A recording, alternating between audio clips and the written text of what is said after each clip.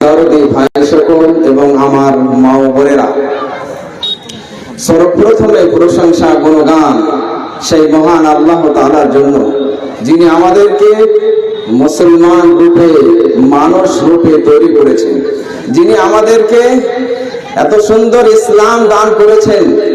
এত সুন্দর ইসলাম দান করেছেন, যদি আমরা গবেষণা করি এবং এই ইসলামকে নিয়ে চিন্তা ভাবনা করতে লাগে, তা আপনি ভাববেন যে চমৎকার ইসলাম পেয়েছি, কি করে আল্লাহর প্রশংসা করি, কি করে আল্লাহর গুণগান গাই এবং আল্লাহ তাআলার প্রশংসা, আল্লাহর নিয়ামত আমরা পেয়েছি যে এই জায়গাতে আজকে কোরআন হাদিসের বাণী আজকে আমরা শুনবো। তার কারণে আল্লাহ তাআলা আমাদেরকে উপস্থিত হওয়ার তৌফিক দান দিয়েছেন। আজকে কোনো মেলা হবে না, ভাগ্যবান আমরা। ইসলাম যে কি চমৎকার, ইসলাম যে আমরা কত সুন্দর পেয়েছি। ইসলাম এসেছে আপনাকে শান্তি দিতে। ইসলাম এত মজার জিনিস, শুধু আমার কাছে কিছু হাদিস শুনবেন, তারপরে বলবেন যে আর শুনবো না।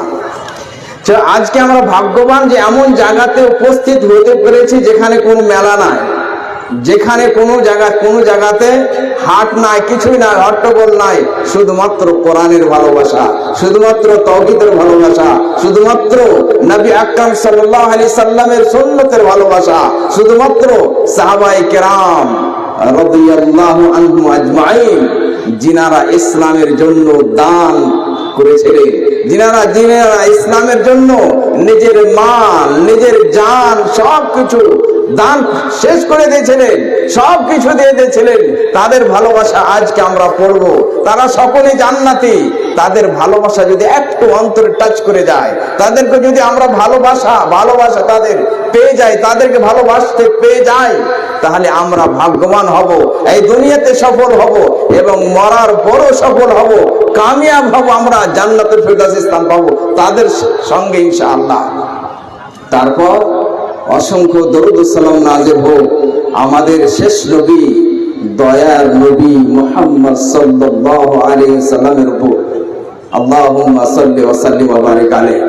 মাননীয় মুসলিম সমাজ, এটা আমরা সবাই জানি যে আমরা এই দুনিয়া থেকে চলে যাব।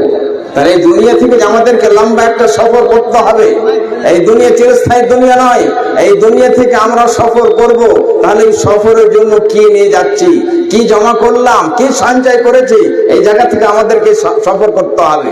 যখন আমরা এই জায়গা থেকে দিল্লি সফর করি, আমরা বাঙ্গাল থেকে কলকাতা সফর করি, আর অন্য জায়গা সফর করি, তো সফরের জন্য কিছু সামান, কিছু সম্পদ, কিছু টাকা পয়সা, কিছু খাবার জিনিস এনে, তো আসলে আমাদেরকে সফর করতে হয় দুনিয়া থেকে আখিরাতে। এই আখিরাতের সফর জন্য আমরা কি নিতে পেরেছি? নাম্বার 2,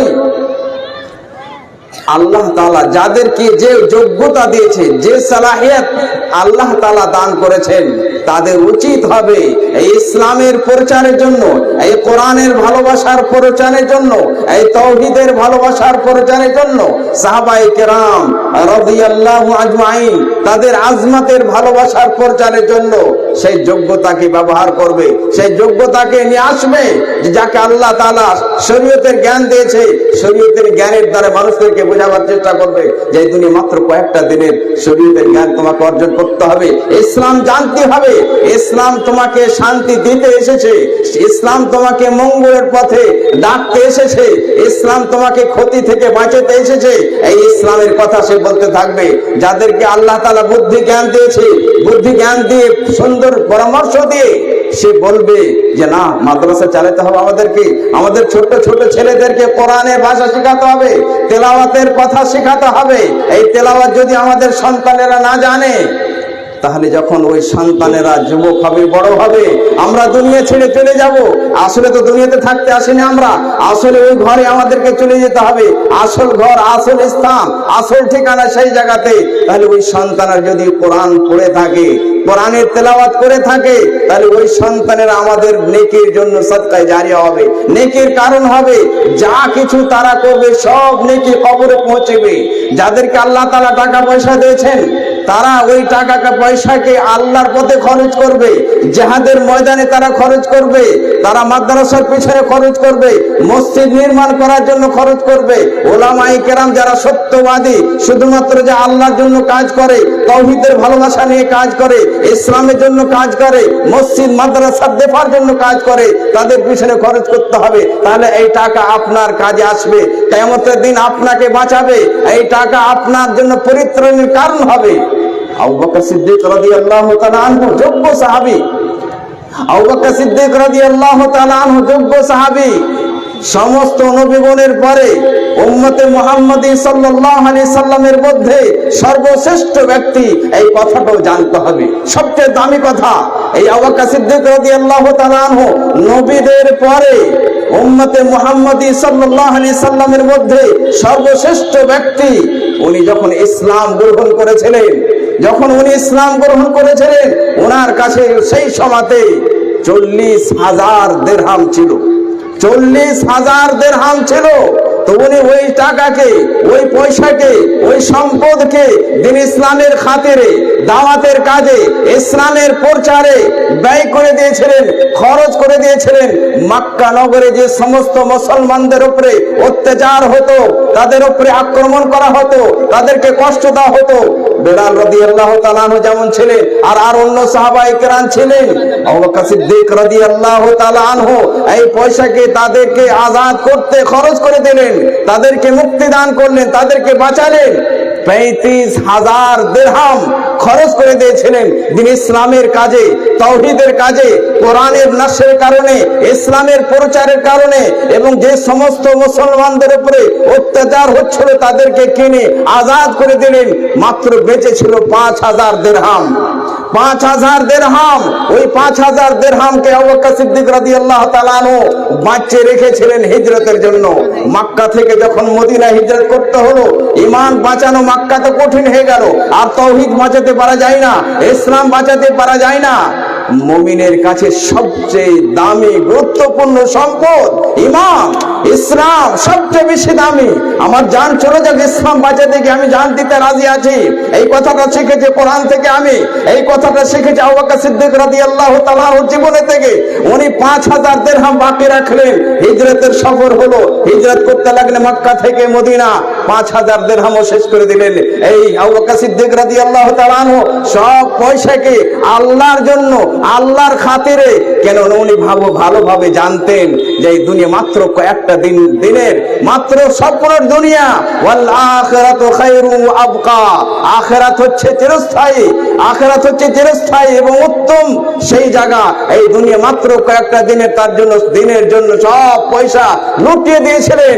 এই আবু বকর সিদ্দিক রাদিয়াল্লাহু তাআলা আনহু পূর্ণ মাত্রে বুঝেছিলেন এই দুনিয়ার হাকিকত কিছুই নাই, এই দুনিয়া কিছুই নাই। আজকে আমরা অনেক সময়তে ভুলে পড়ে আছি। ধীরে ধীরে যদি হাদিসগুলো শুনে আপনি ভাববেন যে সত্যি তো আমি কোন জায়গাতে পড়ে আছি। আপনি যদি কোন জায়গাতে সরকারি পক্ষ থেকে, ফান্ড থেকে, কোন একটা সরকারের কাছ থেকে কোন একটা ব্যবস্থা, একটা এলান এসেছে যে বাড়ি বের হয়েছে, আপনার জন্য বাড়ি বের হয়েছে, আর আপনি জানতে না পেরেছেন, তো আপনি আপনার বন্ধুকে বলবেন, তুমি বলো না কেন, তুমি বাড়ি নিয়ে আর সবাই নিয়ে নিলে, সরকার পক্ষ থেকে ঘোষণা এসেছে, এলান এসেছে, আমাকে কেন বলোনি? আপনি সেই জায়গাতে বলেন কেন আমাকে বললেন না? কিন্তু এই জায়গাতে অনেক সময়তে আমরা শয়তানের চক্রান্তে পড়ে থেকে গেছি, গাফিল হয়ে গেছি, কোরআন থেকে গাফিল হয়ে গেছি। তার জন্য কোরআন হাদিস আপনাকে জাগাতে এসেছে, কোরআন হাদিস আপনাকে জাগাতে চাইছে। মানুষের অন্তরটা মরে যায়, সেই মানুষ মরে যায়, মুর্দা হয়ে যায়, কিন্তু সেই তার কারণে শয়তান আপনাকে এই জায়গাতে আসতে দেয় না। তার কারণে আজকে আমাদের যেখানে সেখানে যে জালসাগুলো হচ্ছে মেলার রূপে পরিণত হয়ে গেছে, শুনতে দেয় না। শয়তান জানে যে কোরআনের মধ্যে এমন একটা স্পিরিট আছে, কোরআনের মধ্যে এমন একটা তাসির আছে, এমন আকর্ষণ শক্তি আছে, সেই বান্দা কোরআনকে না মেনে থাকতে পারে না, কখনো না, কোনদিন না। তারপরে তাকে গাফিল করতে চায়, দূরে সরাতে চায়, দূরে সরিয়ে রেখে দেয়। তার কারণে যুবকরা বলে থাকে আজকে মেলা নাই তো জালসা, মজা লাগে না, ভালো না। আমরা এই দুনিয়ার মজার কারণে আসলে কোরআনের মজার কারণে এসেছি। কি যে একটা মজা আছে, আমি তো নিজের ভাষাতে প্রকাশ করতে পারি না, আমি যতটা বুঝি ততটা বুঝতে পারি না আপনাদেরকে। কিন্তু আজকে চেষ্টা করবো আবু বকর সিদ্দিক রাদিয়াল্লাহু তাআলা আনহু কিভাবে দান করলেন, কিভাবে খায়রাত করলেন। একদিন নবী আকরাম সাল্লাল্লাহু আলাইহি ওয়াসাল্লাম, ইবনে মাজার হাদিস, নবী আকরাম সাল্লাল্লাহু আলাইহি ওয়াসাল্লাম সাহাবায়ে কেরাম বসে আছেন, তাদেরকে সম্বোধন করে বলছেন, আবু বকর সিদ্দিক রাদিয়াল্লাহু সেই জায়গাতে বসে আছেন আর বলছেন, মা নাফআনি মালুন কাত্তু মা নাফআনি মালু আবি বকর। আবু বকর সিদ্দিক রাদিয়াল্লাহু তাআলা আনহুর মালে আমি যেভাবে উপকৃত হয়েছি, আবু বকর সিদ্দিকের মাল সম্পদে যতটা আমার লাভ করিয়েছে, কোন মানুষের মালে ততটা আমি লাভ পাইনি। আবু বকর সিদ্দিকের মালে আমি যতটা লাভ পেয়েছি, কে কথাটা বলছেন? এই দুনিয়া সারা জাহানের, এই দুনিয়ার সবচেয়ে প্রিয় বান্দা আল্লাহ নবী আকরাম সাল্লাল্লাহু আলাইহি ওয়াসাল্লাম। নবী সাল্লাল্লাহু আলাইহি ওয়াসাল্লাম যদি কারোর প্রশংসা করে, সবচেয়ে ভাগ্যবান সেই ব্যক্তি। বলছেন আবু বকর সিদ্দিক রাদিয়াল্লাহু তাআলা আনহুর মালে আমি যতটা যেমন ভাবে উপকার পেয়েছি, যতটা লাভ পেয়েছি, অন্য কোন মানুষের মালে আমি সম্পদে উপকার পাইনি।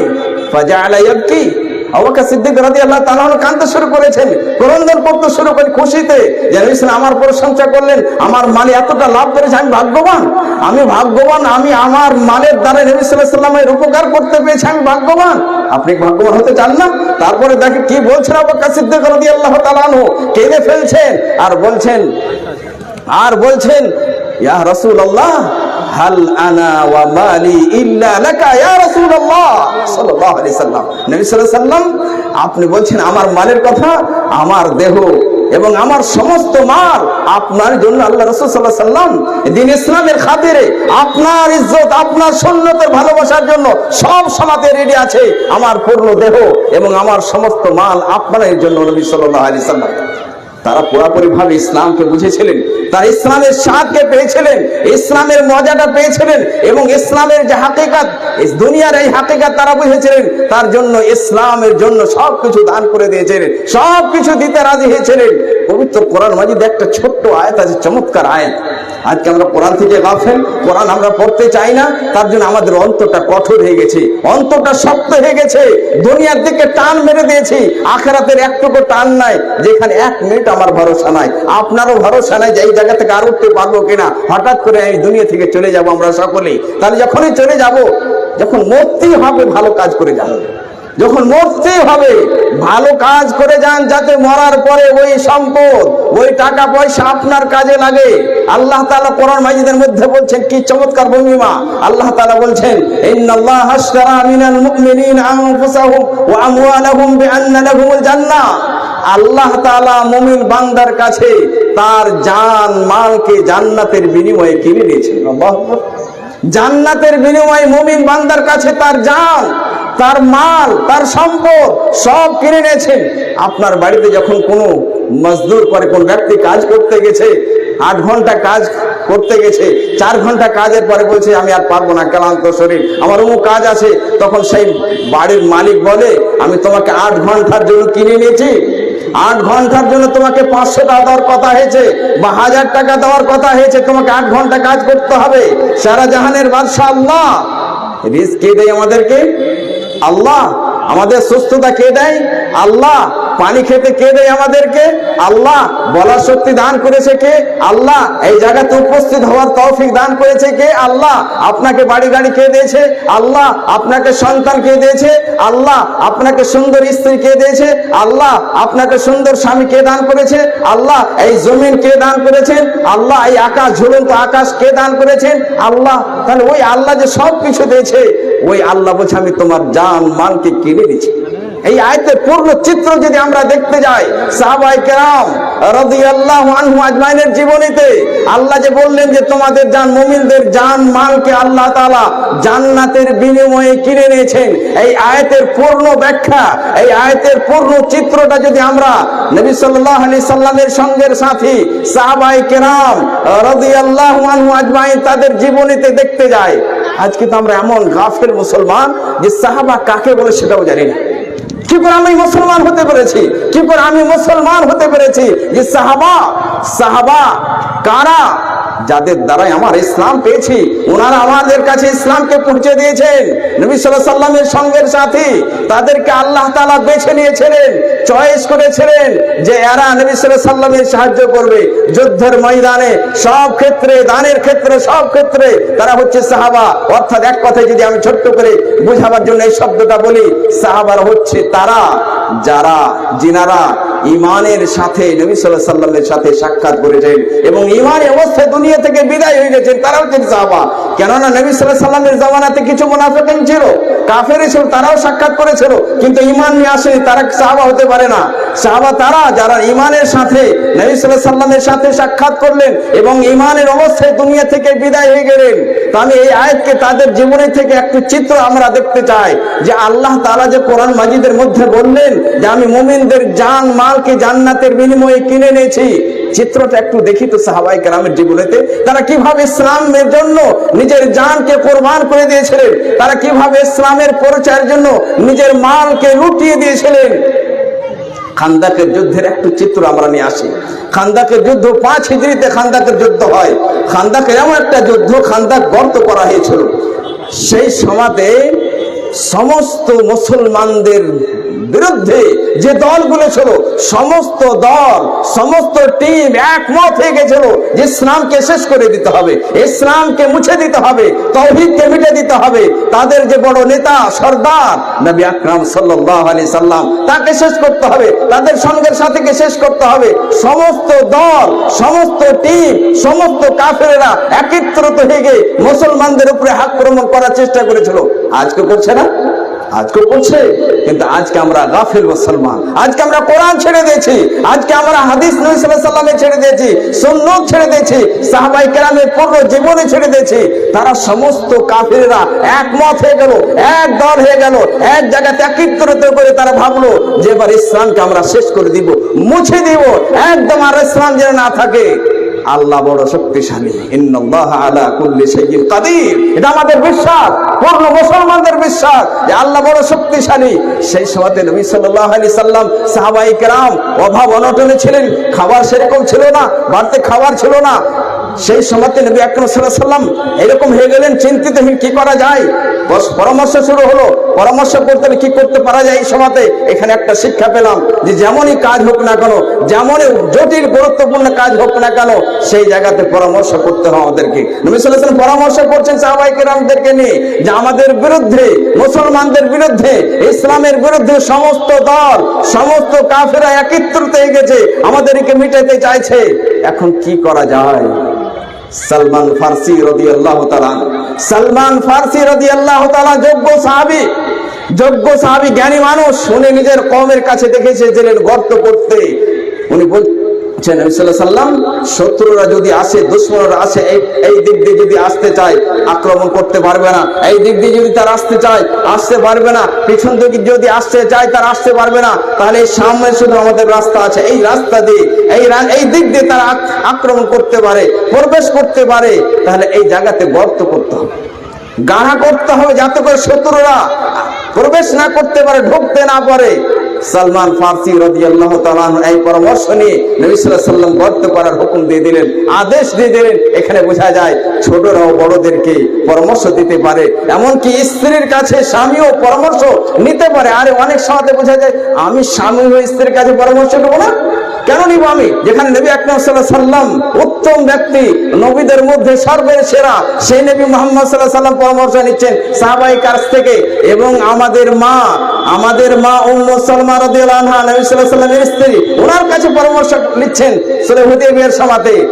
তো পরামর্শ করার পরে গর্ত করা হলো।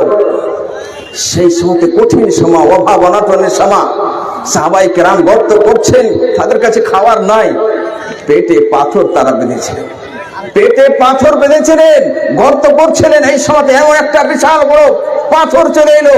সাহাবায়ে কেরাম বলছেন নবী সাল্লাল্লাহু আলাইহি সাল্লাম, এক বিশাল পাথর এসে গেছে, আমরা তাকে ফাটাতে পারি না, তাকে ভাঙতে পারি না। নবী সাল্লাল্লাহু আলাইহি সাল্লামের কাছে যখন সেই সাহাবায়ে কেরাম রাদিয়াল্লাহু আজমাইন বললেন নবী সাল্লাল্লাহু আলাইহি সাল্লাম, বড় পাথর এসে গেছে, আর পারি না আমরা।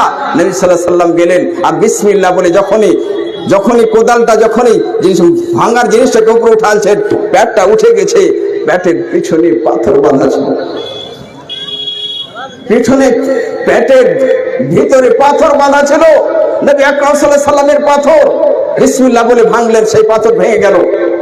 সেই জায়গাতে নবী সাল্লাল্লাহু আলাইহি সাল্লাম এবং সঙ্গের সাথীরা সাহাবায়ে কেরামের দ্বীনের খাতিরে ইসলামকে বাঁচাতে দিয়ে গিয়ে কত কষ্ট বরদাস্ত করেছিলেন, খিদা বরদাস্ত করেছিলেন, খাবার জিনিস ছিল না। শুধু তাই নয়, শুধু তাই নয়, সেই জায়গাতে নবী আকরাম সাল্লাল্লাহু আলাইহি সাল্লাম তাদেরকে সান্ত্বনা দিতে গিয়ে বলেছিলেন, আল্লাহুম্মা লা আইশা ইল্লা আইশুল আখিরা, আল্লাহুম্মা আনসিল আনসার ওয়াল মুহাজিরা। এই আল্লাহ, তাদের সামনে এই কথাটা বলছেন নবী সাল্লাল্লাহু আলাইহি সাল্লাম, আল্লাহুম্মা লা আইশা ইল্লা আইশুল আখিরা। এই আল্লাহ, আসল জীবন তো আখিরাতের জীবন, আসল জীবন তো আখিরাতের জীবন। এটাই সত্য, এটাই সত্য। আপনি যা কিছু করবেন আখিরাতে কাজে আসবে। নবী সাল্লাল্লাহু আলাইহি তাদেরকে সান্ত্বনা দিয়ে বলছেন যে তোমাদের কাছে আহার নাই, তোমাদের কাছে খাবার নাই, তোমাদের পেটে পাথর বাঁধা আছে। আমারও দৃশ্য তোমরা দেখেছো, পাথর বাঁধা আছে, কিন্তু আসলে আসল দুনিয়া আমার হচ্ছে আখিরাত। আল্লাহুম্মা লা ইলাহা ইল্লা আইশুল আখিরা।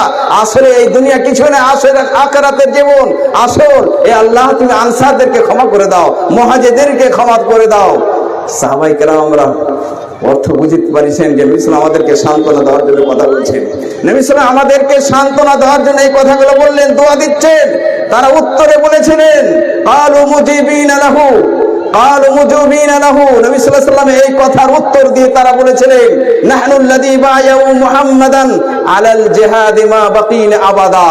নবী সাল্লাল্লাহু আলাইহি ওয়াসাল্লাম, আমরা এমন একটি কওম, আল্লাহ নবী সাল্লাল্লাহু আলাইহি ওয়াসাল্লাম এমন একটি কওম কে আমরা বায়াত করে নিয়েছি নবী সাল্লাল্লাহু আলাইহি সাল্লামের হাতে, জিহাদের উপরে আমরা জিহাদ করব যতক্ষণ জানে জান থাকবে, যতক্ষণ পর্যন্ত আমাদের আত্মাতে রূহ থাকবে, আমরা জিহাদ করতে থাকবো, পিছন পা হতে জানি না।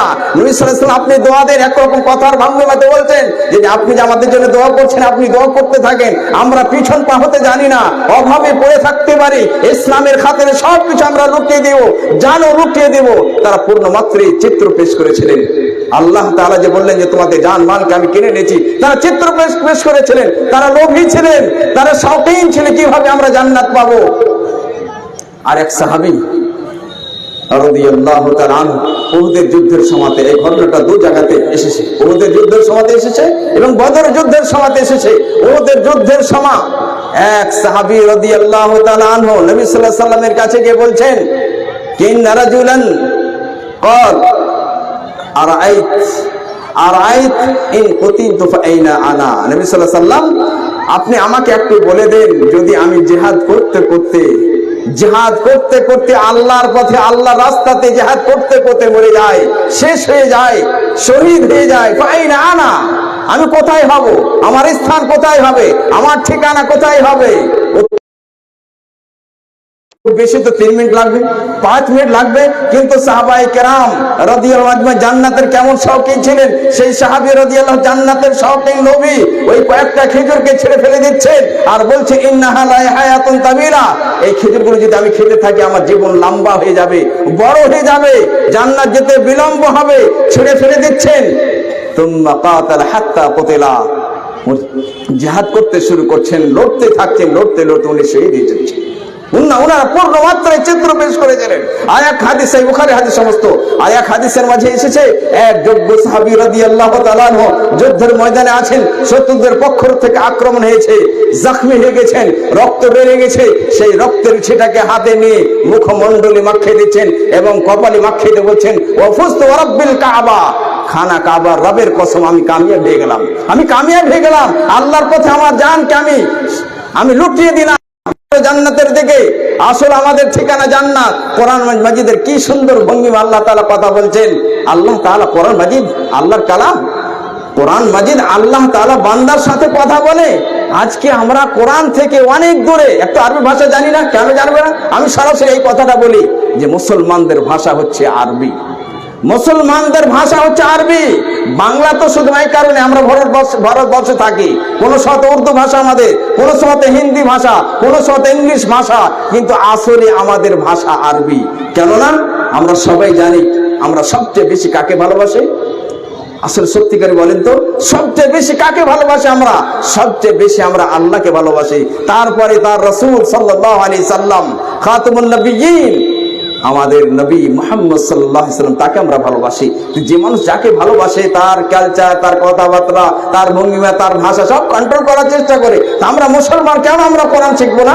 একটা ছোট্ট ছেলে কোরআন শিক্ষা গ্রহণ করবে 7 বছরে, 8 বছরে, 9 বছরে হতে হতে যেন কোরআনের হাফেজ হয়ে যায়, এরকম একটা চিত্র বাড়তে নিতে হবে, যাতে করে এই কোরআন তাকে বাঁচাবে, কিয়ামতের দিন বাঁচাবে। এই কোরআন মা বাবার জন্য নাজাতের কারণ হবে। আল্লাহ তাআলা মুমিন বান্দাদেরকে ডেকে বলছে তোমরা ছুটে পড়ো তোমার রবের ক্ষমার দিকে। ওয়াসারিউ ইলা মাগফিরাতিন মির রাব্বিকুম ওয়া জান্নাতিন আরদুহাস সামাওয়াতু ওয়াল আরদ উইদ্দাত লিল মুত্তাকিন। তোমরা ছুটে পড়ো তোমার প্রভুর ক্ষমার দিকে, তোমরা ছুটে পড়ো, দৌড়ে যাও তোমার প্রভুর ক্ষমার দিকে এবং ওই জান্নাতের দিকে যে জান্নাতের চওড়াই আসমান জমিনের সমতুল্য। চওড়াই যদি আসমান জমিনের সমতুল্য হয় তাহলে লম্বার দিক দিয়ে কতটা হয়? আল্লাহু আকবার। আজকে একটু জায়গা নিয়ে ঝগড়া কত কি, কিন্তু আপনি জানেন, সবাই আমরা জানি, বাস্তবে এটা জানতে পারছি যে কখন যে চলে যাবে কেউ জানে না। কখন যে দুনিয়ার একটা লোক মানুষ ঘুমন্ত অবস্থায় দুনিয়া ছেড়ে চলে গেছে। একটা মানুষ কথা বলছে কিছুক্ষণ আগে, তা আপনি বলেন যে এই লোকটার সঙ্গে এসার পরে তো কথা হলো, বলে এসার পরে বাড়ি গেছে, বাড়ি যাওয়ার পরে বলছে আমার শরীর ভালো লাগে, হঠাৎ করে রান্না শেষ। মাগরিবের সময় তো দেখলাম তাকে দাঁড়িয়েছিল, বলে দুনিয়া থেকে বিদায় হয়ে গেছে। আপনারও একদিন আসবে, আমারও আসবে, এটাই সত্য। একদিন খবর পাবে আব্দুল ওয়াহিদ নাই আজকে। আল্লাহ তুমি জান্নাতুল ফিরদাউস দি, আল্লাহ তুমি ভালো কাজ করার তৌফিক দিও, আল্লাহ তুমি নেকি করার তৌফিক দিও, ইসলামের প্রচারে তুমি তৌফিক দিও আমাদের সকলকে, যাকে যা নিয়ামত আল্লাহ তাআলা দিয়েছেন। তো আল্লাহ তাআলা বলছেন তোমরা ছুটে পড়ো তোমার রবের ক্ষমার দিকে এবং ওই জান্নাতের দিকে যে জান্নাতের চওড়াই আকাশ জমিনের সমতুল্য। এই আয়াতের একটু যদি আমরা গবেষণা করি আয়াতকে নিয়ে, প্রথম অংশতে আল্লাহ তাআলা বলছেন ওয়াসারিউ ইলা মাগফিরাতিন মির রাব্বিকুম, তোমরা ছুটে পড়ো তোমার রবের ক্ষমার দিকে। এখান তারপরে জান্নাতের কথা এসেছে, এখানে ইঙ্গিত আছে, একটু ইশারা আছে। ব্যাখ্যা যারা করছেন মুফাসসিরগণ, ওনারা বলছেন যে জান্নাত পাওয়ার জন্য আমল যথেষ্ট নয়। শুধু আমলের কারণে কেউ জান্নাত যাবে না। আল্লাহ যদি ক্ষমা না করে, আল্লাহ সন্তুষ্ট যদি না হয়, তার জন্য আগে ক্ষমার দিকে কথা বলা হয়েছে। তোমার রবের ক্ষমার দিকে ছুটে পড়ো। কোন মানুষ নিজের আমলের কারণে জান্নাতে যেতে পারে না। কোন মানুষ নিজের আমলের কারণে জান্নাত যেতে পারে না। হাদিসের মাঝে এসেছে, সাহাবায়ে কেরাম বলছেন নবী সাল্লাল্লাহু আলাইহি ওয়াসাল্লাম আপনিও? বলে হ্যাঁ আমিও। আপনি মনে মনে ভাবেন তো এই যে নয়ন আল্লাহ তাআলা দান করেছে, এই নয়ন যদি আল্লাহ কেড়ে নেয়, কেউ দিতে পারবে? দুনিয়ার কোন মানুষ কোন পাওয়ার আছে? সারা পৃথিবীর মানুষ, এত বড় বড় ডাক্তার, এত বড় ইঞ্জিনিয়ার, এত মানুষ তারাক্কি করে গেছে, চাঁদে বাড়ি করে নিয়েছে, চাঁদে আর থাকতে শুরু করেছে, কিন্তু ওই মানুষের একটুকু পাওয়ার নাই, একটুকু শক্তি নাই যে চোখ এনে দিবে, চোখ আনতে পারবে না। তাহলে এই যে আল্লাহ তাআলা আমাদেরকে নয়ন দান করেছেন, এই যে আমরা সারা পৃথিবীকে দেখছি, এই নয়নের যদি একটু হিসাব করে আল্লাহর ইবাদত করতে লাগে, পুরো হবে কি? আদায় হবে না। এই আল্লাহ হাত দিয়েছে, হাতের মধ্যে যে একটা আঙ্গুল কেটে যায়, কোন মানুষ আছে, কোন পাওয়ার আছে, কোন এমন দেশ আছে যে একটা আঙ্গুল আপনাকে এনে দিবে? এই আঙ্গুলের কত কষ্ট হয়, কত জায়গাতে কত কাজ হয় না? তাহলে এই আঙ্গুলের প্রশংসা করতে গিয়ে, এই আল্লাহর গুণগান গাইতে গিয়ে পূর্ণ জীবনটা যদি আপনি সাজদাতে কাটিয়ে দেন, তবু এই আঙ্গুলের হক আদা হবে না। এই আঙ্গুলের হক আদা হবে না। তাহলে একটা মানুষ বলবে আমি আমলের কারণে জান্নাতে যাব না, কখনো না, কোনোদিন যেতে পারে না। আল্লাহ যার উপরে সন্তুষ্ট হবে, আল্লাহ যার উপরে রাজি হয়ে যাবে, তার জন্য আল্লাহ তাআলা বলছেন তোমরা ছুটে পড়ো তোমার রবের ক্ষমার দিকে। এবং তারপরে আল্লাহ তাআলা জান্নাতের কথা বললেন। এবং এই জান্নাত কাদের জন্য তৈরি আছে? এটা যখন জানতে পারলাম যে সত্য, আমাকে যেতে হবে, আমাকে বিদায় হতে হবে, আপনার সন্তান আপনার কাজে আসবে না। বরঞ্চ আমরা তো অনেক সময় দেখতে পাই, যখন আপনি অসুস্থ হয়ে গেছেন, তখন আপনার সন্তান ভাবছে ছেলে মেয়েলে কত কষ্ট, আমার একটু মজা পাই না দুনিয়াতে, ছেলে মেয়েলে এখন যা থাকতে চাইছে, এই আব্বা অসুস্থ, বাবা অসুস্থ, তার মানে একরকম চাইছে যে কখন বিদায় হবে তারা, কখন বিদায়। আসল আপনার কে মালিক? আসল আমাদের মালিক আল্লাহ। তো এই জান্নাতকে কাদের জন্য তৈরি করলেন? যে জান্নাতের প্রশস্ত, যে চওড়াই, শুধু চওড়াই আকাশ জমিনের সমতুল্য। আল্লাহ তাআলা বলছেন উইদ্দাত লিল মুত্তাকিন, মুত্তাকি পরহেজগার জন্য এই জান্নাতকে তৈরি করা হয়েছে। মুত্তাকি পরহেজগার কারা? তাদের আওসাফ কি, তাদের গুণাবলী কি? কারা মুত্তাকি? নিজে ভাবে আমি আল্লাহকে থেকে ভয় করি? আল্লাহ তাআলা নিজে ব্যাখ্যা করছেন ইয়ার পরে আয়াতে, মুত্তাকিন উইদ্দাত লিল মুত্তাকিন, মুত্তাকিনদের জন্য, পরহেজগার জন্য, খোদা বিরোধীদের জন্য আল্লাহ তাআলা জান্নাত তৈরি করেছেন। এরপরই আল্লাহ তাআলা বলছেন আল্লাযীনা ইউনফিকুনা ফিস সাররাই ওয়াদ দাররা, আল্লাযীনা ইউনফিকুনা ফিস সাররাই ওয়াদ দাররা, যারা খরচ করে দুঃখে সুখে যারা খরচ করে। কি খরচ করে? এই কথাটা আল্লাহ তাআলা এই আয়াতের মধ্যে বলেননি, শুধু আল্লাহ বলছেন আল্লাযীনা ইউনফিকুনা ফিস সাররাই ওয়াদ দাররা, যারা খরচ করলো সুখে দুঃখে যারা খরচ করলো। কি খরচ করলো? এখানে মুফাসসিরিন যারা ব্যাখ্যা করেন ওনারা বলছেন যে আল্লাহ তাআলা জটিল কথা বলেছেন এই জায়গাতে, অন্য জায়গাতে শেষে মালের কথা, সম্পদের কথা, যারা সম্পদ খরচ করলো, কিন্তু এই জায়গাতে কোনো কথা বললেন না আল্লাহ তাআলা, শুধুমাত্র বললেন আল্লাযীনা ইউনফিকুনা ফিস সাররাই ওয়াদ দাররা, যে যারা সুখে দুঃখে খরচ করলো। কি খরচ করলো?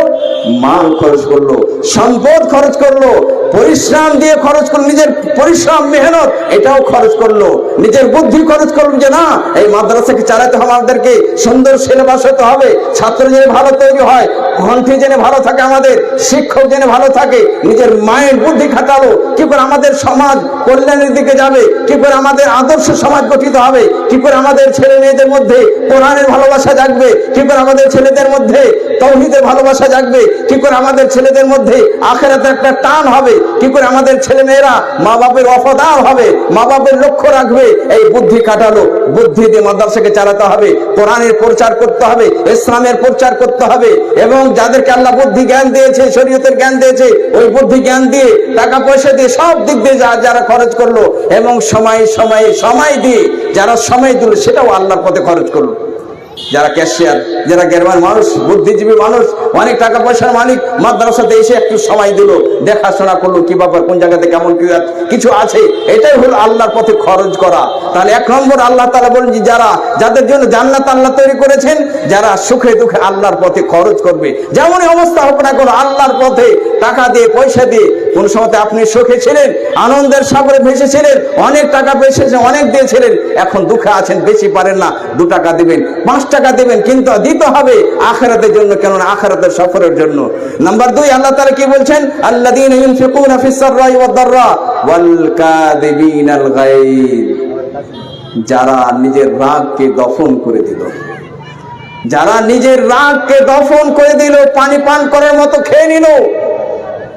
আজকে আমরা রাগকে দফন করতে পারি না, রাগের সাথে কি করে ফেলি, নওয়াজুবিল্লাহ। আজকের কিছু যুবকরা মা বাবাকে গালি দেয়, মা বাবাকে বাড়ি থেকে বহিষ্কার করে দেয়, বের করে দেয়, রাগ হয়েছে কাউকে গালি দিয়ে দিল, মা রাগ হয়েছে নিজের স্ত্রীর উপরে কঠোর শব্দ ব্যবহার করলো, তাকে প্রহার করলো, মার দিল। এবং রাগের সাথে কত এমন যুবক আছে কাউকে মার্ডার করে দিল, নওয়াজুবিল্লাহ, রাগের সাথে মার্ডার করে দিল, সে জাহান্নাম কিনে নিল, সে জাহান্নাম কিনে নিল। আল্লাহ তাআলা কোরআন মাজিদের মধ্যে বলছেন যারা জান্নাতে যাবে আল্লাহর পথে তারা খরচ করবে সুখে দুঃখে, এবং নিজের রাগকে তারা দফন করবে, নিজের রাগকে তারা পানি পান করার মতো পানি পান করে নেবে। এক হাদিসের মাঝে শেষে নবী আকরাম সাল্লাল্লাহু আলাইহি ওয়াসাল্লাম বললেন, সেই হাদিসের বর্ণনাকারী আবু হুরায়রা রাদিয়াল্লাহু তাআলা আনহু, যোগ্য সাহাবী এসে নবী সাল্লাল্লাহু আলাইহি ওয়াসাল্লামকে জিজ্ঞাসা করছেন, নবী সাল্লাল্লাহু আলাইহি ওয়াসাল্লাম আওসিনি, আপনি আমাকে উপদেশ দিন, সুন্দর একটা পরামর্শ দিন, ওসিয়ত করুন আমাকে। নবী সাল্লাল্লাহু আলাইহি ওয়াসাল্লাম বললেন লা তাগদাব, রাগ করিও না। ফারাদ্দাদা মিরারান, সেই সাহাবী বলছেন যে আমি বারবার এভাবে প্রশ্ন করলাম, এরপরে আমাকে উপদেশ দেন, নসিহত করেন। যখন প্রথম সেই সাহাবী বললেন আমাকে নসিহত করেন, নবী সাল্লাল্লাহু আলাইহি ওয়াসাল্লাম বললেন লা তাগদাব, রাগ করিও না। আবার সেই সাহাবী জিজ্ঞাসা করছেন আওসিনি, আমাকে নসিহত করুন। আবার নবী সাল্লাল্লাহু আলাইহি ওয়াসাল্লাম বলছেন লা তাগদাব, রাগ করিও না। আবার সেই সাহাবী জিজ্ঞাসা করছেন আওসিনি, আমাকে নসিহত করুন, উপদেশ দেন। নবী সাল্লাল্লাহু আলাইহি ওয়াসাল্লাম বলছেন লা তাগদাব। তারপরে সাহাবী বলছেন শ্রীকাজ 1 নম্বর হলো, এরপরে কিছু আর পরে কিছু, কিন্তু বারবার নবী সাল্লাল্লাহু আলাইহি ওয়াসাল্লাম বলছেন লা তাগদাব, লা তাগদাব। কেননা যার রাগ হবে সে কোনোদিন সফল হতে পারবে না, সে কোনোদিন কামিয়াব হবে না। প্র্যাকটিক্যাল আপনি দেখবেন। তারপর না, তার কারণে আমরা নিজের ভাষাতে বলে থাকি যার রাগ তার হার, যার রাগ তার হার। কোন ছাত্র যদি পড়তে যায়, অনেক সময় রাগ হয় না, এরকম খাবার আছে মাদ্রাসাতে আমি পড়বো না। কতগুলো জায়গাতে এরকম হয়েছে, এক জায়গাতে পড়তে গেছি, খাওয়া দাওয়ার একটু ভালো নয়, মনটা খারাপ হয়েছে। আজকে আমি ভাগ্যবান যে সেই দিন রাগের সাথে পড়া চালিনি, আজকে আমি এত সুন্দর জীবনে পৌঁছে আছি যে আল্লাহ আমি কোরআনের ভালোবাসা পেয়েছি, আল্লাহর কালামকে আমি বুঝতে পারি, আল্লাহ কথা বলে সেই কথাকে বুঝতে পারি। আমি তো ভাগ্যবান, আমি তো ভাগ্যবান। এখন শুধু চাইছি আল্লাহ তুমি মরার যখন যেদিন মরবো আমরা তাওহীদ নিয়ে যেন মরতে পারি, আর জান্নাতুল ফিরদাউস স্থান পাই আবু বকর সিদ্দিক রাদিয়াল্লাহু তাআলা আনহুর সঙ্গে, ওমর বিন খাত্তাব রাদিয়াল্লাহু তাআলা আনহুর সাথে, সমস্ত সাহাবায়ে কেরামের সাথে। তাহলে যে রাগের সাথে কোনো মানুষ কামিয়াব হতে পারে না। তার জন্য আল্লাহ তাআলা বলেন মুমিন বান্দারা যারা জান্নাতি হবে, মুত্তাকি পরেজগার হবে, আল্লাহর পথে খরচ করবে এবং নিজের রাগকে দফন করতে শিখবে, দফন করে দিবে। ব্যথা কষ্ট পেয়েছে তারাকে দফন করে দিবে। আর কি করবে? ওয়াল আফিনা আনিন নাস, এবং কোন মানুষ যদি তাকে কষ্ট দিয়েছে, ব্যথা দিয়েছে, কথা দিয়ে আর কিছু দিয়ে, সে ক্ষমা করে দিবে, মাফ করে দিবে। আজকে অনেক সময় দেখা যায় ভাই বোনে কিছু হয়েছে, এমন দুশ্মন ভাব, শত্রুতা ভাব রেখে দিয়েছে, আর ক্ষমা করতে রাজি নেই। আল্লাহ বলছে মুমিন বান্দার পরিচয় হলো যারা জান্নাতে প্রবেশ করবে তারা ক্ষমা করে দিবে, মাফ করে দিবে। যেমন একটা উদাহরণ আমরা দেখি, ঈসা আলাইহিস সালামের ঘটনা আমরা সবাই জানি, কিন্তু ওনার যে জীবনী থেকে আমরা শিক্ষা পেলাম, নিজের জীবনে বাস্তবায়ন করতে পারিনি। ঈসা আলাইহিস সালামকে তার ভাইরা কি করেছিল সবাই আমরা জানি, জান থেকে মারার চেষ্টা করেছিল, কুয়াতে নিক্ষেপ, কুয়া এমন কুয়া যে গর্ত কুয়া, অন্ধকার রাত। আজকে অনেক সময় আমরা বলে থাকি, ও আমার ভাইকে আমি ক্ষমা করবো না, ই তো আমাকে জান থেকে মারার চেষ্টা করেছিল, আমার তো রোজি রুটি কেড়ে নিয়েছিল। ইউসুফ আলাইহিস সালাম তার ভাইরা শত্রুর রূপ ধারণ করেছিল, তার হিংসার কারণে, আসাদের কারণে কুয়াতে কূপে তাকে নিক্ষেপ করে দিয়েছিল। সেই ইউসুফ আলাইহিস সালামকে আল্লাহ বাঁচিয়ে নিল। এখান থেকে বোঝা যায় আল্লাহ বড় শক্তিশালী। আল্লাহ যে যাকে রাখতে চায় তাকে কেউ মারতে পারে না। সেই আল্লাহ তাআলা ইউসুফ আলাইহিস সালামকে বাঁচিয়ে নিলেন, মিশর শহরের বাদশা হয়ে গেলেন। এইবারে তার ভাইয়েরা অভাব অনটনে পড়ে যায়। এই সফর হলো, কয়েকটা সফরের পরে শেষের দিকে তারা তো চিনতে পারে না, যে তারা তো ভাবছেন যে ইসা আলাইহিস সালামকে আমরা ইউসুফকে তো মেরে দিয়েছি, ও তো নাই দুনিয়াতে। কিন্তু ইসা আলাইহিস সালাম চিনতে পারছে আমার ভাইরা এসেছে।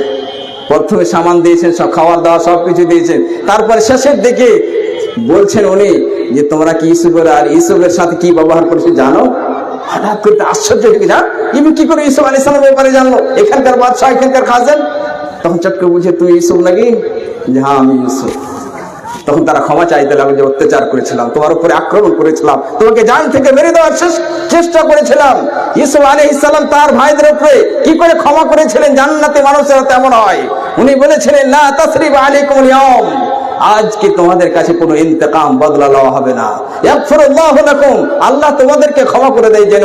ওহু আরহামুর রাহিমিন, সে আল্লাহ দয়া করনে ওয়ালার মধ্যে সবচেয়ে বেশি দয়া করনে ওয়ালা, আল্লাহ তোমাকে যে ক্ষমা করে দেয়, তাহলে মুমিন বান্দা যার জান্নাতি হবে, তাদের গুণাবলী হবে, তারা আল্লাহর পথে খরচ করবে, তারা নিজের রাগকে দফন করতে শিখবে। অনেক সময় থেকে যে মাদ্রাসাতে কিছু যারা কমিটি আছে, কোন একটা পয়েন্টে লাগার আগে যেন আজ করবো না কাজ, না এটা কেমন কথা? দিনে হতে পারে আপনার সাথে একটু আমার চিন্তাধারাতে ভুল, আপনার থিঙ্কিং এ ভুল, আমার আব্বার সাথে একটু হতে পারে, আমার মায়ের সাথে হতে পারে, আমার স্ত্রীর সাথে হতে পারে, আমার ভাইয়ের সাথে হতে পারে, কিন্তু তাই বলি কি মাদ্রাসা রাগ করে ছেড়ে দিব? তাই বলি কি মসজিদ করা ছেড়ে দিব? না, ইসলামে যেন আমরা কাজ করবো। চিত্র যদি সাহাবায়ে কেরামের জীবনেতে আমরা দেখতে যাই, খালিদ বিন ওয়ালিদ রাদিয়াল্লাহু তাআলা আনহু, উমর বিন খাত্তাব রাদিয়াল্লাহু তাআলা আনহুর খেলাফতে ওনাকে মাজল করা দেওয়া হচ্ছে, ওনাকে পদ থেকে হটিয়ে দেওয়া হচ্ছে। খালিদ রাদিয়াল্লাহু তাআলা আরামের সাথে সেই পথ থেকে হটে যাচ্ছে, কিন্তু দিন ইসলামের কাজ করতে আছেন। এমন এক সময় চলে এসেছে, এমন এক যুদ্ধের সময় চলে এসেছে, সেই জায়গাতে কমান্ডার রূপে কাজ করছেন মুসআব বিন উমাইর রাদিয়াল্লাহু, অন্য এক সাহাবী রাদিয়াল্লাহু তাআলা, আবু উবাইদার কোন নাম আমার স্মরণ আছে না, সেই জায়গাতে উনি কাজ করছেন। আর খালিদ বিন ওয়ালিদ রাদিয়াল্লাহু ভাবছেন এই জায়গাতে এইভাবে যদি কাজ হয়, তাহলে আমাদের সেক্ষেত্রে যে আমাদের হার হবে। উনি আগে বাড়ছেন, এই জায়গাতে উনি রাগ করেননি যে আমাকে কেন এই পথ ছাড়িয়ে দেওয়া হয়েছে। উনি সেই জায়গাতে সেই কমান্ডারের কাছে যাচ্ছেন আর বলছেন কয়েকটা ঘন্টার জন্য আমাকে কমান্ডারি দাও, আমার হাতে দাও, আমাকে আমি সেটাকে মেকআপ করে নিব, সেটাকে চিত্রটাকে আমি পেশ করবো। খালিদ রাদিয়াল্লাহু আগে বাড়ছেন, রাগ ছিল না। দিন ইসলামের খাতিরে নিজের অনেক রাগকে দফন করতে হবে, যেন আমাদেরকে ইসলামের কাজ করতে হবে। অনেক সময় দেখা গেল এই যার সাথে মেলা করতে দেয়নি, এমন করতে হয়নি, না, ইসলামের খাতে সব আমরা বরদাস্ত করতে পারবো। মুমিন বান্দার পরিচয় হলো যারা জান্নাতি হবে, তারা আল্লাহর পথে খরচ করবে, তারা রাগকে দফন করতে শিখবে, তারা ক্ষমা করতে শিখবে। আর আগের শব্দ কি চমৎকার আল্লাহ বললেন, ওয়াল্লাহু ইউহিব্বুল মুহসিনিন, আল্লাহ তাআলা মুহসিনদেরকে ভালোবাসে। মুহসিন কারা মুহসিন? এই শব্দটা যেমন আমি বুঝতে পেরেছিলাম, অনেকদিন বুঝতে পারিনি যে মুহসিন কারা।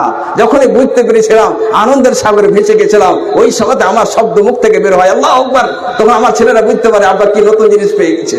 আল্লাহ তুমি আমাদেরকে বুঝার তৌফিক দাও। আল্লাহ তাআলা মুহসিনদেরকে ভালোবাসেন। মুহসিন কারা? এর ব্যাখ্যা দুটা তাফসীর। ভালো ব্যবহার করে, যেমন স্ত্রী, যেমন ছেলে মেয়ে, যেমন মা বাবা, আত্মীয় স্বজন, ভাই বোন, তাদের সাথে ভালো ব্যবহার। তার মানে আল্লাহর মাখলুকের সাথে, আল্লাহর সৃষ্টির সাথে তাদের হক তাদের হক আদায় করতে হবে, তাদের হক আদায় করতে প্রাপ্য আছে সেটাকে আদায় করতে হবে, তাদের সাথে সুন্দর ব্যবহার। অপরদিকে আল্লাহ সৃষ্টিকর্তা, তার সাথে সুন্দর ব্যবহার, তার সাথে সুন্দর ব্যবহার এবং তার ব্যাখ্যা আল্লাহ নবী মুহাম্মদ সাল্লাল্লাহু আলাইহি ওয়াসাল্লাম নিজে করে দিলেন। আল ইহসান আন তা'বুদাল্লাহা কাআন্নাকা তারাহু ফাইন লাম তাকুন তারাহু ফাইন্নাহু ইয়ারাক। ইহসান হচ্ছে যে তুমি আল্লাহর ইবাদত এমন ভাবে করো যে তুমি আল্লাহকে দেখতে পাচ্ছ, আল্লাহকে দেখতে পাচ্ছ। যদি এই চিত্রটা না আসে, তোমার এই মনোভাব মোজাজ তোমার না হয়, তো এটা ভাবো আল্লাহ তোমাকে দেখতে পাচ্ছে। তার মানে এই বান্দাদেরকে আল্লাহ ভালোবাসে। সামিনে কেরাম, আল্লাহ তাআলা আমাদেরকে আমাদের জীবন সুন্দর করার জন্য আমাদেরকে আল্লাহ তৈরি করেছেন। আল্লাহ তাআলা নিজের বান্দাকে সবচেয়ে বেশি ভালোবাসেন, সবচেয়ে বেশি ভালোবাসেন। হাদিসের শব্দগুলো যখন পড়বেন তখন আপনি নিজেকে থামতে পারবেন না, আর বলবেন যে আমি সবকিছু লুটিয়ে দেবো আল্লাহর পথে। আল্লাহ তাআলা কোরআন মাজিদের মধ্যে আল্লাহ বলছেন, ইয়া আইয়ুহাল্লাযীনা আমানু আনফিকু মিম্মা রাযাকনাকুম। হে মুমিনেরা, হে মুমিনেরা, মুমিনদেরকে আল্লাহ তাআলা ডেকে বলছেন। আমাদের মা বোন সবাই এই আয়াতের মধ্যে মুমিন পুরুষ, মুমিন মহিলারা। হে মুমিনেরা, ইয়া আইয়ুহাল্লাযীনা আমানু, হে মুমিনেরা, আনফিকু মিম্মা রাযাকনাকুম মিন ক্বাবলি আন ইয়াতিয়া ইয়াউমুন লা বাইউন ফীহি ওয়ালা খুল্লা ওয়ালা শাফা ওয়াল কাফিরুনা হুমুয যালিমুন। আমি তোমাদেরকে যা কিছু দিয়েছি খরচ করো, খরচ করো। টাকা থেকে যাবে, বন্ধ হয়ে থেকে যাবে, সেদিন অসুবিধা ঘটবে, সেই দিন অসুবিধা ঘটবে। আল্লাহ বলছেন আমি যা কিছু দিয়েছি আল্লাহর পথে খরচ করো, যা কিছু দিয়েছি আল্লাহর পথে খরচ করো। আগেকার শব্দ দেখেন, মিন ক্বাবলি আন ইয়াতিয়া ইয়াউমুন লা বাইউন ফীহি ওয়ালা খুল্লাতুন ওয়ালা শাফা। ওই দিন আসার আগে আগে, অর্থাৎ মৃত্যুর আগে আগে, যেই দিন কোন কিনা বেচা হবে না, যেইখানে সেই দিনে কোনো কিনা বেচা হবে না। আমি বাড়ি থেকে বেরিয়ে গেছি, দিল্লি সফর করব, এই খাবার টাবার নিয়ে যাবো না, কোনো খাবার দরকার নাই, রাস্তাতে খাওয়া দাওয়ার আছে, টাকা আছে, কিনে খেয়ে নেবো। সেই কিয়ামতের দিন কিনা বেচা হবে না, লা বাইউন ফি, কিনা বেচা হবে না, ওয়ালা খুল্লাতুন, কোনো বন্ধুত্ব হবে না। কোনো বন্ধুকে বলবো আমি দিল্লি গেছি, আমার বন্ধু আছে অন্তরঙ্গ বন্ধু, যে আমার কোনো দরকার, আমার বন্ধুর কাছে থেকে যাব, কোনো বন্ধুত্ব হবে না। ওয়ালা শাফা, কোন সুপারিশ চলবে না, কি কেউ কাউরে সুপারিশ করবে একে বাঁচিয়ে দাও। ওয়াল কাফিরুনা হুমুয যালিমুন, এবং কাফেরাই হচ্ছে নিজের আত্মার উপর জুলম করনেওয়ালা। তার মানে এই চিত্র পূর্ণ এই আয়াতে এই আল্লাহ তাআলা চিত্র দিয়েছেন যে মৃত্যুর আগে আগে আল্লাহর পথে কিছু খরচ করে। তার মানে কি সব খরচ করতে হবে?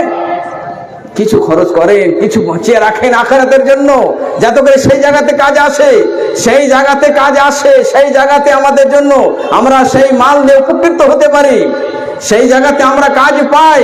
কেন যে মুমিন বান্দার জন্য জান্নাত, মুমিন বান্দার জান্নাতের লোভী হয়, জান্নাতের শৌখিন হয়। তাহলে মৃত্যুর আগে আগে আমরা ভেবে থাকি দিব, পরে দিব, আমি দেবো না। ভাই এমন কোন সময়তে বসে থাকি যে সকালবেলাতে দেবো না, আপনার সময় নাই, কখন আপনি চলে যাবেন, কখন যে সময় হয়ে যাবে আমার। যখনই নিয়ত করেছেন, ভালো নিয়ত করেছেন, অতি তাড়াতাড়ি এখানে আদায় হবে না। এখানে সুন্দর একটা জিনিস, এখানে আদায় বানাওয়াটি বানিয়ে বানিয়ে দোয়া করে আদায় হবে না। ভাগ্যবান আপনারা, কাজ সুন্দর হোক, সুন্দর পদ্ধতিতে হোক, বরকত আছে আল্লাহর পক্ষ থেকে। এই কয়েকদিন আগে চলেডাঙ্গাতে ছিলাম, সবাই চারে বসেছিলেন, আদায় হতে থাকলো, টাকা দিতে থাকলেন, বক্তব্য শুনতে থাকলেন। কি একটা সুন্দর ইসলামের ভালোবাসা পেলেন, আখিরাত তৈরি হলো, মরার পরে কি আমাদের সুন্দর জগৎ হবে। আর এখানে আদায় করতে থাকলো, কেননা আদায়কারী যে বক্তাগুলো আসে, আমি যদি কঠোর শব্দতে বলি আর বলার মন হচ্ছে, কিন্তু অনেক জায়গাতে হিকমতের সাথে বলি না, যে ইসলামকে নষ্ট করে দিল তারা, নষ্ট করে দিল তারা। এটা হিংসার কারণে নয়, ইসলামের দরদ, ইসলামের ভালোবাসা, ইসলামের দরদের কারণে মুমিনের অন্তরে দরদ হতে হবে যে আমার তাওহীদ নষ্ট হচ্ছে, ইসলামের তাওহীদ নষ্ট হচ্ছে, ইসলাম নষ্ট হচ্ছে, কোরআনের ভুল ব্যাখ্যা হচ্ছে, হাদিসের ভুল ব্যাখ্যা হচ্ছে। তারা গজল গেয়ে গেয়ে গেয়ে গেয়ে মানুষকে মাতাল করেছে, এবং সেই গজলের মাধ্যমে গানের ছন্দ তারা পেশ করেছে। আমাদের কাছে কি মহাপুরুষ নাই কেউ, যে আমাদের কাছে আসল চিন্তাধারা নাই? আমাদের কাছে নবী আকরাম সাল্লাল্লাহু আলাইহি ওয়াসাল্লাম সবচেয়ে বড় নেতা, আমাদের কাছে নবী সাল্লাল্লাহু আলাইহি ওয়াসাল্লামের পরে সবচেয়ে সুন্দর নেতা আবু বকর সিদ্দিক রাদিয়াল্লাহু তাআলা আনহু, ওমর বিন খাত্তাব রাদিয়াল্লাহু তাআলা আনহু, ওসমান রাদিয়াল্লাহু তাআলা আনহু, আলী রাদিয়াল্লাহু তাআলা আনহু। তারা সবচেয়ে বেশি জ্ঞানী। তার কারণে অনেক জ্ঞানীরা বলেছিলেন যে আজকে আমরা চাই নেতা আবু বকর সিদ্দিক রাদিয়াল্লাহু তাআলার মতো। আর আজকে আমরা ফেলি ময়দান থেকে, তাদের গান থেকে তাদের গান থেকে গজল নকল করে এখানে নিয়ে আসবো এবং আমরা হাসতে থাকবো। তার মানে সেই জায়গাতে কোরআনে যে একটা আকর্ষণ, একটা প্রভাব, একটা তাসির, সেটা মিটে যাচ্ছে। গানের ময়দান তখন দিমাগটা চলে গেল, ও তখন হাসতে লাগলাম। যুবকরা হাসছে, মজা লাগছে না? এখানে কান্নার সময়, এখানে কান্নার সময় আমার ইসলামকে নষ্ট করা হচ্ছে। এবং যদি আরো একটু শব্দ বলি, কিছু ডাকু এসেছে আমাদের মাঝে, কিছু ডাকু এসেছে, তারা এসে 1 ঘন্টা 2 ঘন্টা শুধু গজল গেয়ে গেয়ে 20,000-30,000 টাকা নিয়ে যায়। ইসলামের একটাও ভালোবাসা পেশ করতে পারে না, কোরআন আয়াত পড়তে পারে না, ভুল ব্যাখ্যা করে যায়, নবী সাল্লাল্লাহু আলাইহি ওয়াসাল্লামের আয়াত পড়তে জানে না। আমরা আজকে বাস্তবায়নে তারাকে দেখাতে চাই ইসলামের প্রচার হয়েছে, ইসলামের তাওহীদের প্রচার হয়েছে। সেই জামানাতে মেলা ছিল না, সেই জামানাতে গানের সুর ছিল না, এই ভঙ্গিমাতে বানিয়ে বানিয়ে দোয়া ছিল না। তারা সঠিক পথে তারা দান করেছে। নবী সাল্লাল্লাহু আলাইহি ওয়াসাল্লাম যখন এলান করে দিলেন এখন ময়দানে টাকা পয়সার দরকার, জিহাদের দরকার, আবু বকর সিদ্দিক রাদিয়াল্লাহু তাআলা আনহু নিজের বাড়ি থেকে সমস্ত মাল উঠিয়ে দিয়ে নবী সাল্লাল্লাহু আলাইহি ওয়াসাল্লামের কাছে হাজির করে দিলেন। সেই সময় উমর বিন খাত্তাব রাদিয়াল্লাহু তাআলা আনহু বলছেন যে মনে মনে ভাবলাম যে আজকে আমি জিতে যাব, আজকে আমি সবচেয়ে আগে থাকবো, আমি প্রথম পজিশন লাভ করব মালের দিক দিয়ে। উনি অর্ধেক মাল আল্লাহর নবী সাল্লাল্লাহু আলাইহি ওয়াসাল্লামের কাছে হাজির করে দিলেন। কিন্তু আবু বকর সিদ্দিক রাদিয়াল্লাহু তাআলা কি করলেন? সমস্ত মাল আতা বিকুল্লি মা ইনদা, সমস্ত মাল রেখে দিলেন নবী সাল্লাল্লাহু আলাইহি ওয়াসাল্লামের কাছে। নবী সাল্লাল্লাহু আলাইহি ওয়াসাল্লাম জিজ্ঞাসা করছেন, আবু বকর সিদ্দিক কি রেখে এলে তোমার বাড়িতে, কি রেখে এলে তোমার বাড়িতে? উনি বললেন আল্লাহ এবং তার রাসূল সাল্লাল্লাহু আলাইহি ওয়াসাল্লামকে রেখে এলাম, আল্লাহ তার রাসূল সাল্লাল্লাহু আলাইহি ওয়াসাল্লামকে রেখে এলাম। তারা জান্নাতের লোভী ছিলেন। আরেকটা ছোট্ট হাদিস বলি, শেষ করি। এক সাহাবী আবু তালহা রাদিয়াল্লাহু তাআলা সেই হাদিসের বর্ণনাকারী, এক সাহাবী রাদিয়াল্লাহু তাআলা আনহু নবী সাল্লাল্লাহু আলাইহি ওয়াসাল্লামের কাছে এসে বলছেন, নবী সাল্লাল্লাহু আলাইহি ওয়াসাল্লামের কাছে এসে বলছেন আখবিরনি বিআমালিন তুদখিলুনি আল জান্নাহ। নবী সাল্লাল্লাহু আলাইহি ওয়াসাল্লাম আমাকে একটি আমল এমন বলে দেন যে আমলের কারণে আমি জান্নাতের উপযুক্ত হব, অধিকার হব, যে আমলটা আমাকে জান্নাতে যে আমলটা আমাকে জান্নাতে প্রবেশ করাবে তোমার রহমতে, তোমার দয়াতে, ফজলে। সাহাবায়ে কেরাম ফাকাল আল কওম, সেই জায়গাতে অন্যান্য সাহাবায়ে কেরামরা বসেছিলেন, ওনারা উত্তরে মা লাহু, কি চাইছে, কি চাইছে? তো নবী সাল্লাল্লাহু আলাইহি ওয়াসাল্লাম বললেন লাহু আরাবুন মা লাহু, তার দরকার আছে, আযীম, তার দরকার আছে, সেটা চাইছে। তারপরে নবী সাল্লাল্লাহু আলাইহি ওয়াসাল্লাম তাকে শিক্ষা দিলেন জান্নাত চাইছো, কি আমল করতে গিয়ে জান্নাত পাওয়া যাবে? নবী সাল্লাল্লাহু আলাইহি ওয়াসাল্লাম বললেন তা'বুদুল্লাহ লা তুশরিকু বিহি শাইআ, আল্লাহর ইবাদত করো এবং আল্লাহর ইবাদতের সাথে কাউকে শরীক করিও না। নাম্বার 1 আল্লাহর ইবাদত। আল্লাহর ইবাদতের জন্য আমরা এই দুনিয়াতে এসেছি, এই দুনিয়াতে থাকতে আসিনি আমরা, আল্লাহর ইবাদতের জন্য এসেছি। এটাই সত্য। যখন এটাই সত্য, তাহলে কিছু করে আমাদেরকে যেতে হবে, ভালো কাজ করে যেতে হবে। তা'বুদুল্লাহ ওয়া লা তুশরিকু বিহি শাইআ, আল্লাহর ইবাদত করো, কাউকে শরীক করিও না। এবং ওয়া তুকিমুস সালাহ, নামাজ কায়েম করো, নামাজ কায়েম করো। ওয়া তুতিজ যাকাত, যাকাত প্রদান করো, যাকাত দাও। যাকাত যদি আজকে মানুষ দিতে থাকে, মাদ্রাসা অভাব হবে না। ওয়া তাসিলুর রাহিম, এবং আত্মীয়তার সম্পর্ক বহাল রাখো। ইশারা করলেন যদি এই আমলগুলো করো তোমার জন্য জান্নাত রয়েছে, এই আমলগুলো করো তাহলে জান্নাত রয়েছে। আরেকটা ছোট্ট কথা হাদিসে যে আমি বলতে সুযোগ পাবো না, এখান থেকে আমার বক্তব্য শেষ করছি। আল্লাহর কাছে দোয়া করছি, আল্লাহ যা কিছু বললাম, আল্লাহ তুমি আমাদের সকলকে যেন আমরা ইখলাসের সাথে সেটাকে মানতে পারি, বুঝতে পারি, আমল করতে পারি, এবং এই কথাগুলো আমাদের জন্য আখিরাতে জান্নাতের কারণ হয়ে দাঁড়ায়। আমিন। সাল্লাল্লাহু নবী মুহাম্মদ ওয়া আলা আলিহি ওয়া সাহবিহি আজমাইন। আসসালামু আলাইকুম।